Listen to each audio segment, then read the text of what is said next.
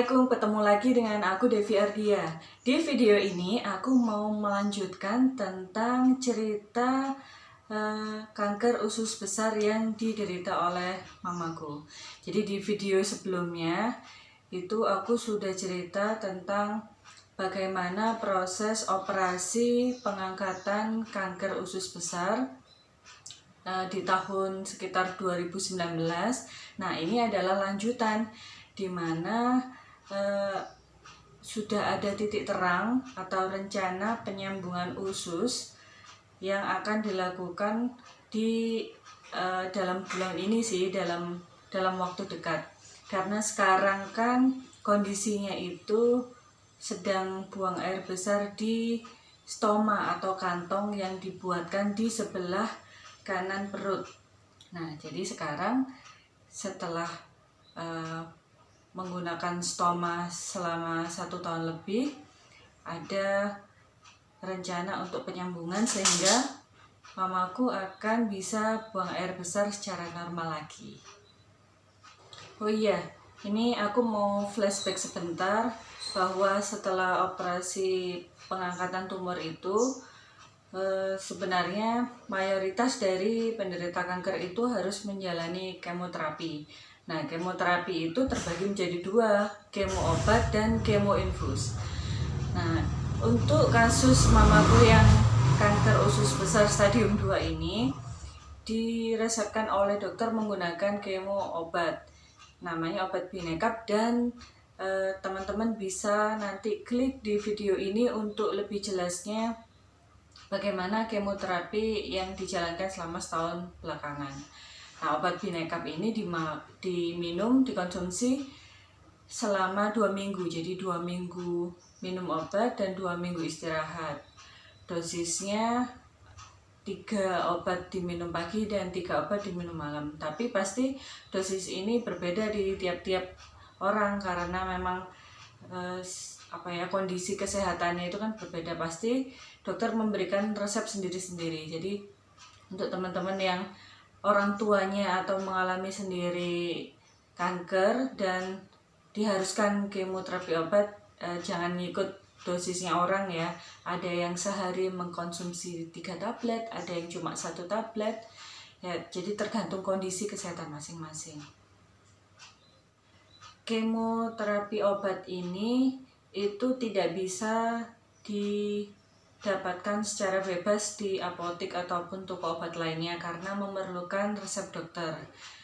Nah, karena harus datang ke rumah sakit TNI AL Surabaya setiap bulan, maka dokter menyarankan bahwa pasien nggak harus datang tetapi bisa diwakilkan oleh keluarganya.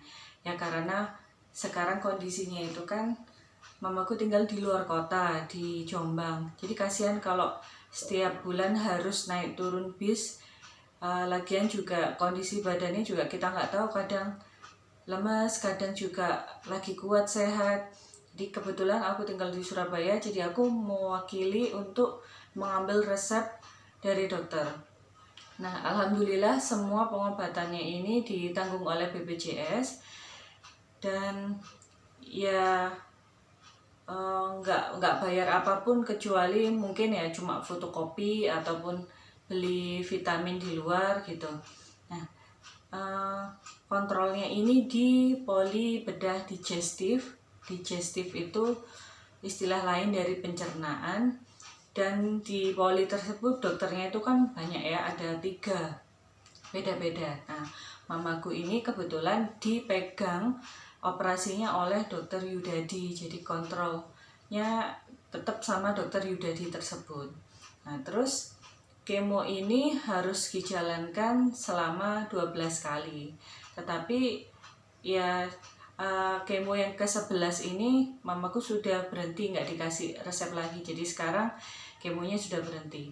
Nah, untuk efek samping dari kemo ini nanti kapan-kapan aku akan sharing, karena ya apa yang dirasakan orang beda-beda. Ada yang rambutnya rontok, ada yang tangannya menghitam. Nah, kapan-kapan kita akan ngobrol ya dengan mamaku. Setelah kurang lebih menjalani kemo selama 1 tahun atau 11 kali, kemudian kami kan menanyakan ya, seringkali menanyakan kapan nih dok ususnya disambung lagi, karena memang jauh lebih nyaman dan enak untuk buang air besar secara alami daripada buang air besar melalui kantong stoma, karena pasien memang minta untuk operasi penyambungan usus kembali, tetapi memang nggak semua dikabulkan karena yang pertama itu masih pandemi. Jadi dokter memikirkan faktor resiko yang lebih besar kalau misalnya pasien yang sedang operasi terkena virus. Lalu ada juga saluran pencernaannya itu bermasalah walaupun tumor atau kankernya sudah diangkat, misalnya terjadi perlengketan atau infeksi, atau bisa juga panjang dari ususnya tersebut tidak memenuhi syarat untuk dilakukan penyambungan kembali. Ya, nah jadi kami seringkali menanyakan dokter jadi kapan nih dilakukan operasi penyambungan. Kemudian akhirnya diberikanlah pengantar untuk dilakukan USG abdomen dan fluoroskopi. Untuk USG abdomen itu lumayan gampang sih, karena prosedurnya lumayan sederhana. Jadi pasien cuma disuruh minum banyak, kemudian ditahan pipisnya, lalu perutnya diolesi gel dan difoto bagian perutnya tersebut. Nah, untuk yang fluoroskopi ini pun pertama kalinya aku tahu prosedur ini. Jadi fluoroskopi itu pasien dianjurkan untuk 2 hari mengkonsumsi bubur nasi dan tanpa lauk, hanya menggunakan kaldu sayur ataupun kecap. Lalu di hari H pasien disuruh puasa, dan di dalam ruangan tersebut katanya pas mamaku cerita itu dimasukkan cairan melalui lubang anus, kemudian disuruh ditahan. Nah, kemudian itu difoto lah cairan kontrasnya itu apakah bisa melalui saluran pencernaan dengan baik atau tidak, apakah ada perlengketan, apakah bocor atau bagaimana. Nah, hasilnya fluoroskopi itu kurang lebih seperti ini. Cuma kami kurang tahu hasilnya gimana, tapi dokter Yudadi tidak bilang apa-apa. Ya, saya anggap itu berarti hasilnya normal, karena kalau misalnya ada sesuatu yang janggal atau masih mengganjal kondisinya, pasti dokter kan menunda untuk dilakukan operasi tersebut kan. Lalu setelah dokter menganalisa hasil-hasil USG dan fluoroskopi, tibalah saatnya dokter memberikan surat rawat inap dan pengantar untuk daftar di Departemen Bedah. Nah, jadi kami itu ya merasa senang banget ya akhirnya dijadwalkan untuk operasi penyambungan. Tetapi belum dapat tanggalnya karena kita tahu bahwa banyak juga pasien yang membutuhkan operasi segera. Jadi kami datang ke Departemen Bedah, terus daftar. Rencananya dalam bulan April ini itu akan dilakukan operasi penyambungan. Tapi kalau misalnya enggak, ya harus datang lagi ke poli, lalu diatur lagi untuk tanggalnya. Tapi sampai step sini itu aku merasa sangat bersyukur, dan aku melihat mamaku juga senang karena bentar lagi bisa buang air besar dengan normal. Aku melihat